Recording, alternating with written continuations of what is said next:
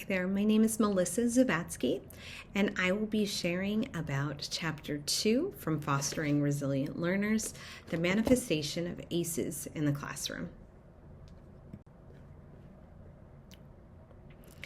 As an overview, throughout this course and throughout this text, we have been learning about adverse childhood experiences, which refer to those traumatic events that a child may experience, like abuse, neglect, household dysfunction, substance abuse in the home. And those traumatic events have an impact on a child's emotional and physical health. Since the child is dealing with those kinds of stresses, they might exhibit behaviors that would show up within a classroom. Some of those behaviors could be behavioral changes, academic struggles, maybe it's relationships with their teacher or a relationship with their classmates, and they might have stress, anxiety, or other heightened emotional responses within the classroom. In this chapter, it breaks down what those responses are, and which is survival mode.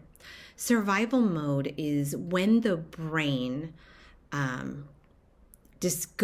to go into either a fight, flight, or freeze, because the child is feeling the stress from their trauma and they want to quickly escape danger. This is a biological, physiological response. So for students in that fight mode, this might manifest in increased irritability or aggression towards their peers, or maybe even an authority figure, their teacher or other school staff. They might also go into flight mode. And for students who have experienced trauma, this might look like avoidance behaviors such as skipping school or disengaging from social interactions. And then there's also freeze mode. And for students, this could result in like a disassociation or a lack of responsiveness in stressful situations. This is when students just become completely immobilized when they are confronted with those stressors. The chapter gives a good example of a fictional character, Julie, and I've had many Julies in my classroom. Julie is a student who is a sixth grader, is in math class being disruptive, being uncooperative, and really this is just a way for Julie to manage her stress by being avoidant, by being disruptive, by being disengaged in the classroom. So the chapter then goes into what other ways this may look in the classroom. That was just Julie. And sometimes it might not be as overt as Julie's behaviors. It might look like those fight, flight, and freeze responses in a different way. So that might look like a student flight, leaving the classroom, fleeing the classroom, maybe seeming like they're asleep. They might be daydreaming, right? They are mentally had a flight away from whatever the current content is or whatever current norms are going on in the classroom.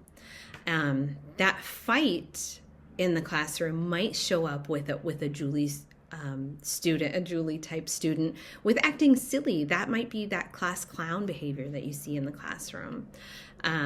It could also be that aggressive behavior or defiance. It might even be hyperactivity.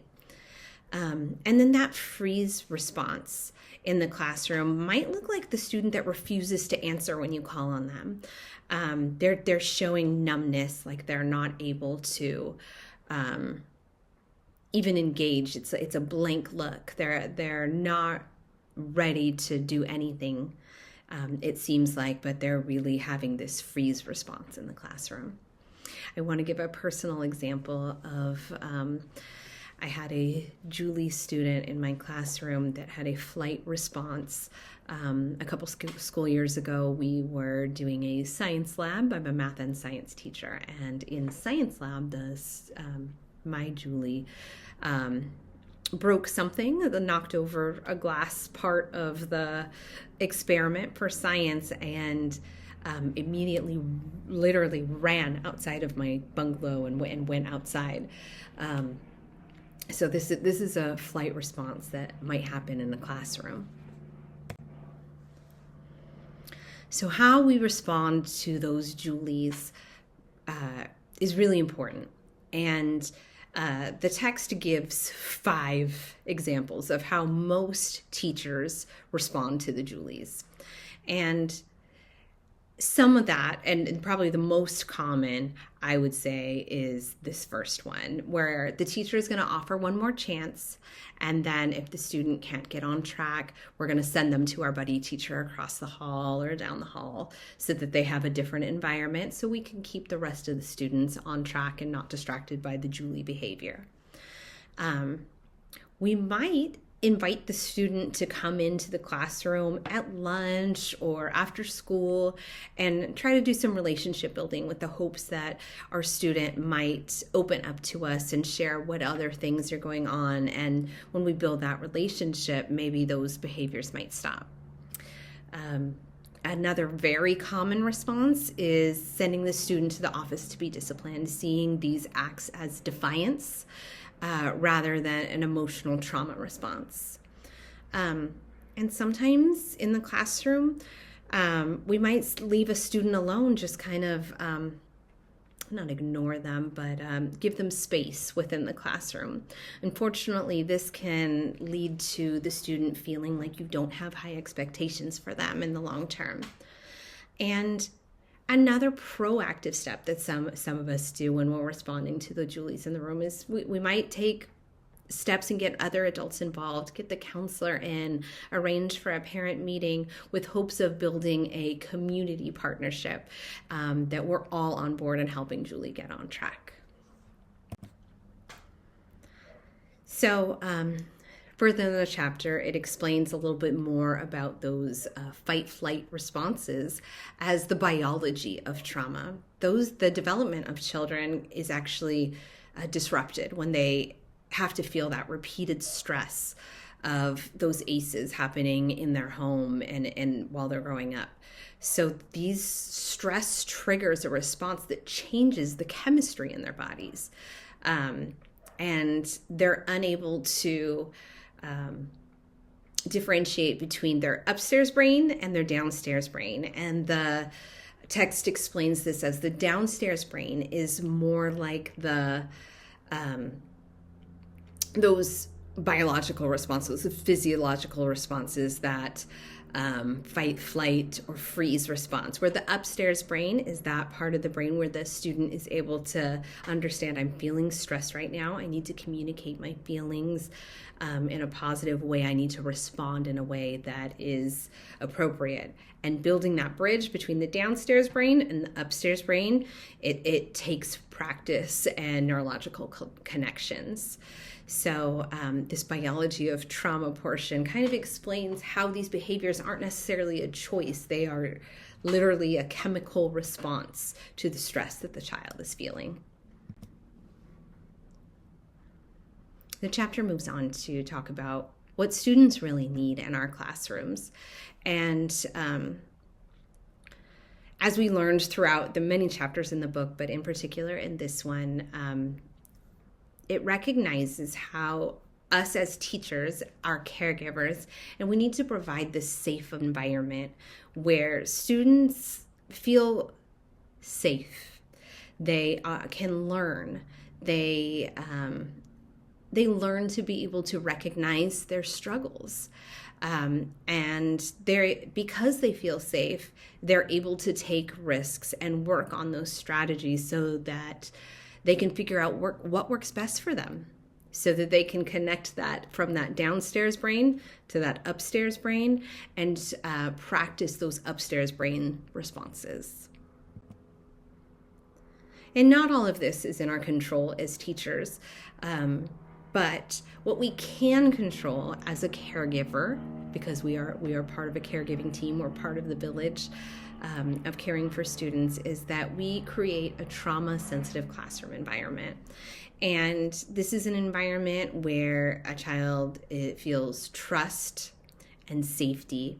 they're having positive interactions with their teacher.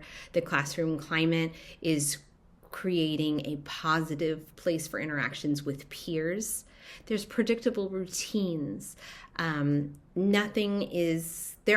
some flexibility in schedule, but there's certain things that are going to be predictable, and that's going to add to the safety.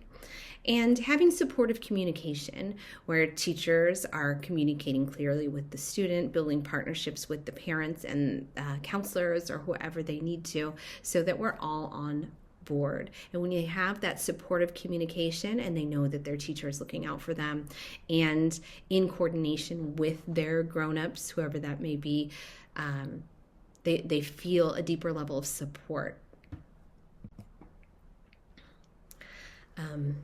Pete Hall, one of the authors of the text, gives really good vignettes of his practice that he has experienced. And Pete talks about how he worked with Kirstin, the other author, about how he was able to transform a school.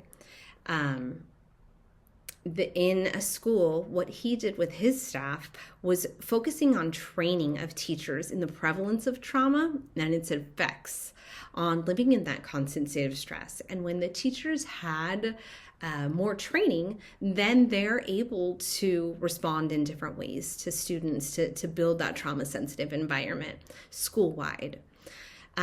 He also talked about the importance of working with his staff, working with his teachers on strategies for adult self-care. When we model self-care for ourselves, then our students can see that as well. And then establishing a school-wide trauma-sensitive learning environment. And by doing those things with his teachers, it didn't happen overnight, but over 3 years, discipline referrals were cut in half. Suspensions were down 65%, and academic growth went up 250% by focusing on growth and education around trauma-sensitive practices. And I just want to leave you with this one quote from the text. Our reactions to student behaviors affect our relationships with those students. The relationships that we build with our students are the foundation for everything else that happens in our classroom. By building those supportive relationships and creating a safe space for our students, we can help the Julies to minimize those manifestations of their ACEs within our classrooms. These are my references. Thank you for listening.